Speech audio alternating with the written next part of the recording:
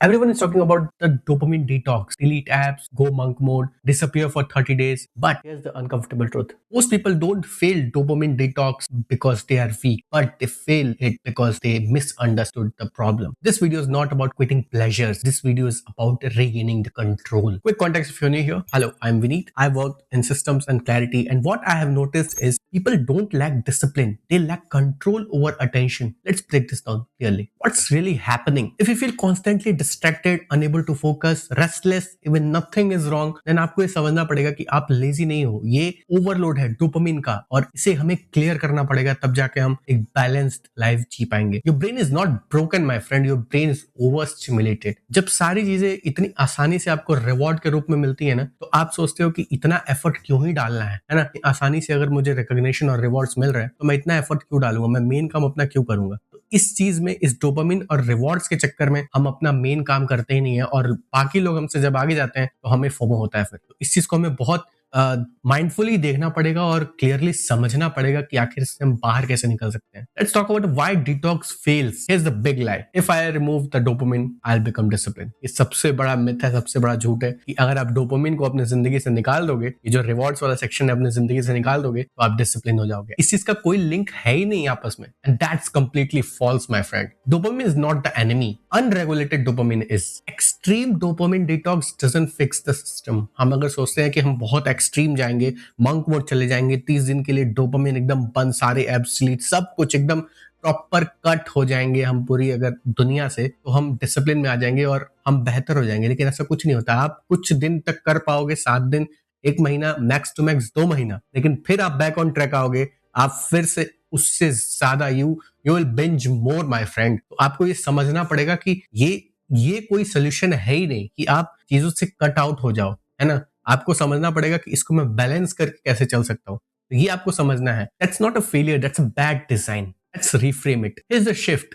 आपको बहुत ज्यादा कम डोपामिन की आवश्यकता नहीं है. आपको डोपामिन की आवश्यकता है, लेकिन you have to make the rules around it. You have to control the environment, you have to control the timings, you have to manage everything around the dopamine thing so that you can take proper control on it. The problem is not pleasure. The problem is timing and control. Dopamine before the efforts weakens you, but dopamine after the effort strengthens you. So you have to understand. अगर मैं काम करके dopamine लेता हूँ, for example के अगर हम समझते हैं कि मेरा 8 घंटे का शिफ्ट है या मेरा 8 घंटे की ड्यूटी है, मैं कहीं 9 to 5 कर रहा हूँ या मैं कुछ भी काम कर रहा हूँ, मैं for example content creation कर रहा हूँ, तो मेरा 8 घंटे 10 घंटे जो डेडिकेटेड जाना है, उसके बाद मैं डोपामिन लूंगा ना. मेरे कंट्रोल में है वो कि मैं 8 से 9, रात को 8 से 9 या 10 से 9 ही मैं डोपामिन लूंगा, या मुझे रिवॉर्ड सेक्शन में जाना है, एंटरटेनमेंट जाना है ना. तो उसके पहले अगर मैं करूंगा तो मैं फोकस चला जाएगा, क्योंकि दिमाग में हमारे लिमिटेड थॉट्स आ सकते हैं. एक दिन में आप बहुत ज्यादा चीजें नहीं कर सकते, क्योंकि हमारी ब्रेन की कैपेसिटी लिमिटेड है. और उस लिमिटेड चीज में अगर आप फोकस अपना डाइवर्ट करते हो, मेन कोर वर्क से अपना अगर फोकस आप डाइवर्ट करते हो, तो ये आपके लिए बेनिफिशियल नहीं होगा, ये आपके लिए हानिकारक हो सकता है. तो इस चीज को हमें समझना पड़ेगा. And that's the biggest difference. We have to take dopamine after the efforts, not before the efforts. Let's talk about the framework, the practical clarity. Rule number 1, no dopamine before your core work. आपको ये समझना पड़ेगा कि जब भी मैं study करने जा रहा हूँ, मैं राइटिंग करने जा रहा हूँ, मैं कुछ ऐसा करने जा रहा हूँ, मैं कुछ फोकस करने जा रहा हूँ, मुझे ऐसा कुछ काम है, मुझे अपने कोर वर्क के अराउंड ये डोपामिन वाली चीजें आने ही नहीं चाहिए. No reels, no Instagram, no notification, no scroll, Nothing, my friend. You have to just focus on your core work. You have to build your core identity first. Then you can earn the stimulation. Let's earn the stimulation. Why we are going to take the first stimulation, then we will see कि अच्छा करते हैं. ऐसा क्यों करना है? Let's earn it. Let's give the reward to ourselves. Let's give that reward. हमें अपने आप को रिवॉर्ड करना है ना, तो हम उसको अर्न कर ले तो ज्यादा बेहतर है ना. कंज्यूम क्यों करें? We don't have to consume the stimulation. We have to earn it. हमें सारी चीजें समझनी पड़ेंगी.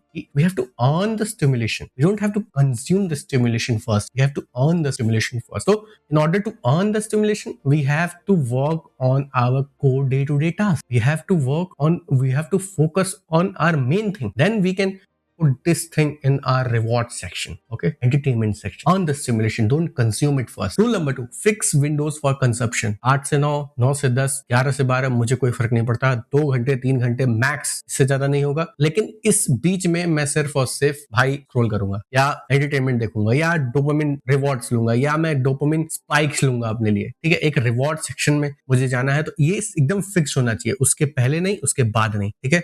Before your core work nothing, after your core work you can do that as a reward, कि मुझे ये रिवॉर्ड चाहिए। क्योंकि आप जब भी अपने आप को स्टिमुलेट करोगे ना, तो आपको एक अच्छी हैप्पी फीलिंग होनी चाहिए, आपको रिग्रेट नहीं होना चाहिए कि यार मैं तो देख रहा हूं लेकिन मेरा काम अभी नहीं हुआ है, मैं पीछे जा रहा हूं, एक तरह से मैं डे बाय डे ऐसे दलदल में फंस रहा हूं जो मैं निकल नहीं पाऊंगा। इससे हमें रिग्रेट, हम अपने आप को फिर सेल्फ डाउट करने लगेंगे ना, फिर हमारी सेल्फ रिस्पेक्ट खुद के लिए गिर जाएगी। सबसे पहले आपको ये अर्न करना है कि मेरी सेल्फ रिस्पेक्ट मेरी नजर में क्या है, क्योंकि आप जिस तरीके से अपने आप को देखते हो, दुनिया भी उसी तरह से आपको देखती है।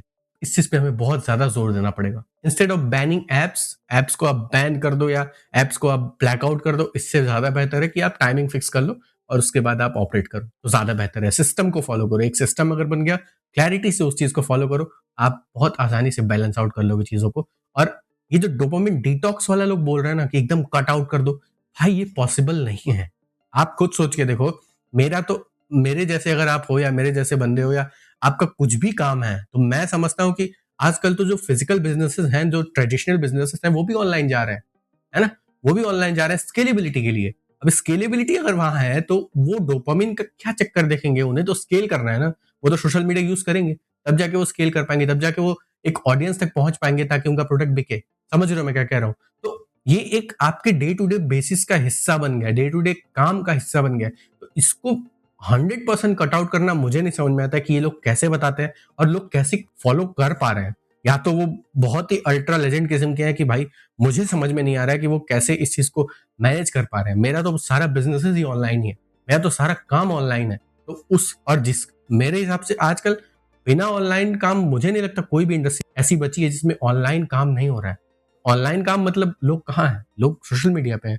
आपको अगर वहां टारगेट करना है तो आपको जाना पड़ेगा वहां पे। तो ऑलरेडी आप उस पूरे गेम में पार्ट हो, तो आप कैसे उसको एक तरह से बैन कर सकते हो? तो इस पे हमें सोचना चाहिए थोड़ा सा। तो इसीलिए कह रहा हूँ फिक्स विंडो कर लो, बैन करने की कोई आवश्यकता नहीं है। Rule number 3, introduce the boredom in your life. आपको थोड़ा सा बोरियत की तरफ जाना पड़ेगा। मतलब ऐसा नहीं कि आप बहुत ज्यादा बोर हो जाओ, इंटरेस्टिंग ना रहो, मतलब समझने की कोशिश करो। मैं कह रहा हूँ कि आपको थोड़ा सा ना अपने लिए 10 minute 15 minute no music, no phone, no entertainment, no scrolling, no reels, ऐसा वाला करना पड़ेगा। शांति से अपने आपके साथ समय बिताओ 10 से 15 मिनट। ऐसा क्या होगा इससे कि आप रीसेट हो जाओगे, आपका ब्रेन रीसेट हो जाएगा। आप जब शांति से बैठते हो ना, तो आपके दिमाग में कुछ थॉट्स आते हैं, ठीक है, और वो धीरे धीरे धीरे धीरे धीरे धीरे धीरे धीरे आपका ब्रेन काम हो जाता है। तो ये जो रीसेट है, ये डोपामिन डिटॉक्स से ज्यादा अच्छा काम करेगा आपके लिए। 10 से 15 मिनट डेली आपको निकालना है। एक बोरिंग चीजें इंट्रोड्यूस करनी है अपनी जिंदगी में। उसमें ऐसा नहीं कि चेस खेलने लग जाओ, है ना, कि दिमाग से काम कर, ऐसा कुछ नहीं है। आपको सिर्फ शांति से बैठना है, अपने आप के साथ समय व्यतीत करना है, और फिर आप देखोगे कि आपका ब्रेन एक तरह से रिफ्रेश हो गया। सोने के बाद कहा जाता है कि जो भी क्रिएटिव काम आप कर रहे हो, सोने के बाद आप करो।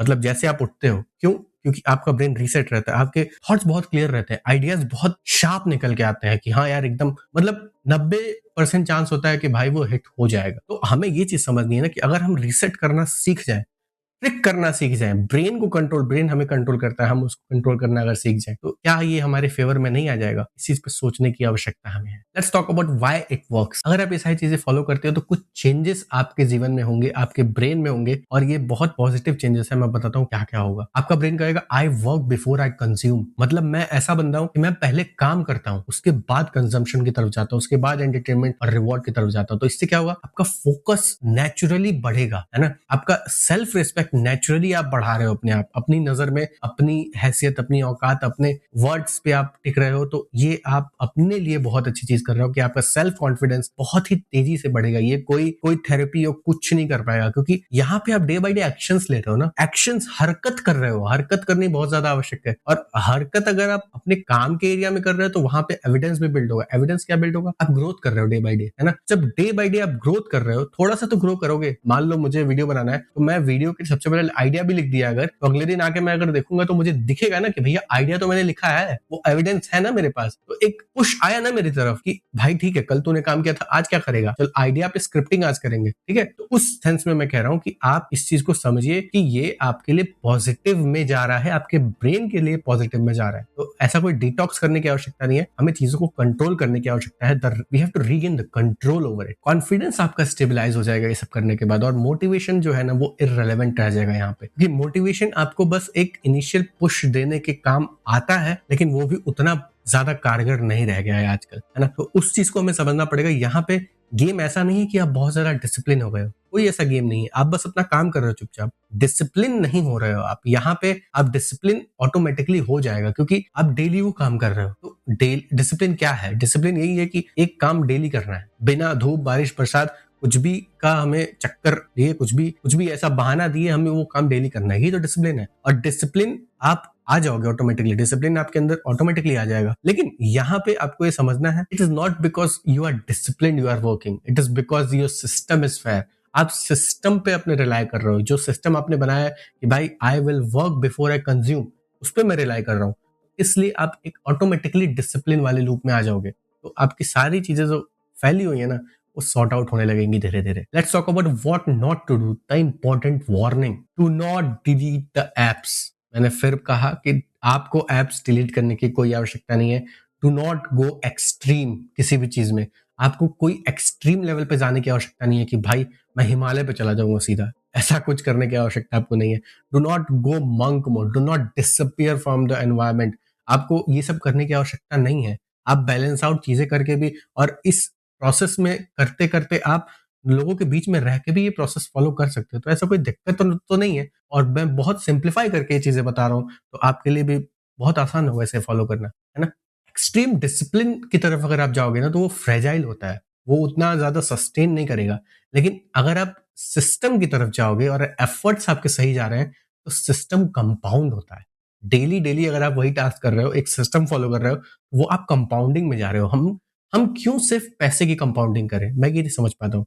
लोग कहते हैं कि compounding is the eighth wonder, yes it is eighth wonder, but हम सिर्फ पैसे की कंपाउंडिंग करें? हम पैसे के अलावा भी कंपाउंडिंग कर सकते हैं ना, हम एफर्ट्स की कंपाउंडिंग कर सकते हैं, हम सिस्टम की कंपाउंडिंग कर सकते हैं, हम क्लैरिटी की कंपाउंडिंग कर सकते हैं।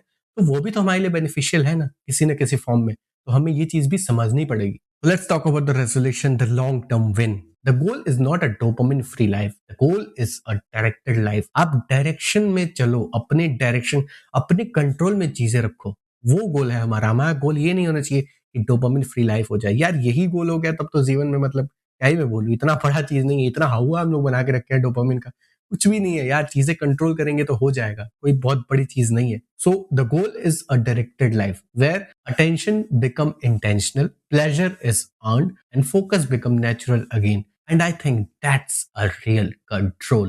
You don't need a detox. You need rules. Once the rules are clear, your brain follows. If this helped you think clearly, then subscribe. That's what we do here. I'll see you in the next one. Let's go. Peace out. I wake up to a little bit of drool on my pillow, feel like it's gonna be a bad day. Yeah, I'm tired of shit, and the coffee ain't hit yet, damn ain't that great. I don't wanna go to work, cause my boss is a jerk, and I'm not even that paid.